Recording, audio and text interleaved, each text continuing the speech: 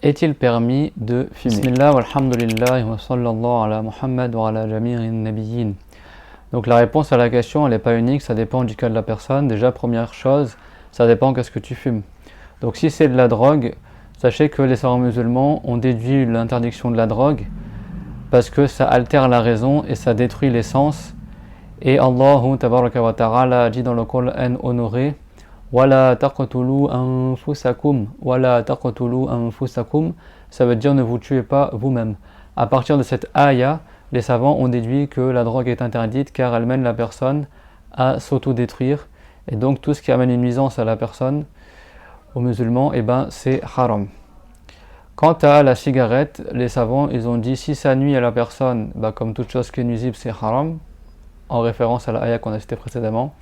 Et si c'est quelque chose qui ne nuit pas à la personne, ce n'est pas haram. Sachez que ce n'est pas toute chose qui est fumée qui est forcément nuisible.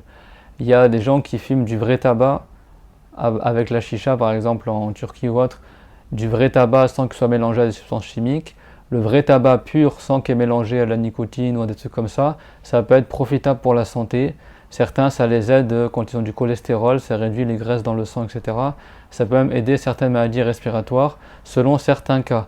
Après, fumer des cigarettes remplies de produits chimiques, de mercure, de goudron, de nicotine, etc., si ça nuit à la personne, c'est haram. Et après, pour tout ce qui est chicha, etc., quand c'est des trucs où c'est mélangé à du sucre, à des produits chimiques, des fois certaines chichas, ce qu'on appelle le narguilé, elles sont beaucoup plus nuisibles que les cigarettes. Donc le jugement est en fonction du cas de la personne. Si la personne elle sait que le fait de fumer ça va lui nuire pour sa santé, dans ce cas-là c'est haram. Si la personne elle sait que ça va être une cause de guérison pour elle de certaines maladies, elle peut même mettre des récompenses et c'est permis pour elle de fumer certaines choses qui sont profitables pour sa santé. Et si c'est quelque chose qui n'est pas nuisible ni profitable, dans ce cas-là les savants disent que c'est déconseillé de fumer parce que tu dépenses de l'argent pour des choses qui ne sont pas utiles.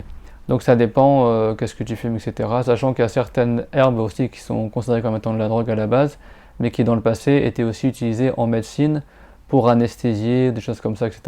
Donc quand c'est dans du domaine de la guérison pour anesthésier un malade, des trucs comme ça, comme ils font par exemple lorsqu'ils font des anesthésies aussi avec la morphine, des choses comme ça, la substance qui n'est pas enivrante et qui est juste suffisante pour anesthésier le malade, c'est pas interdit non plus. Donc c'est pour ça que ces questions concernant la drogue, concernant le fait de fumer des cigarettes, le jugement il n'est pas unique et applicable à tous les cas de figure. Ça dépend, est-ce qu'il y a des cas c'est pour soigner, est-ce que c'est des choses...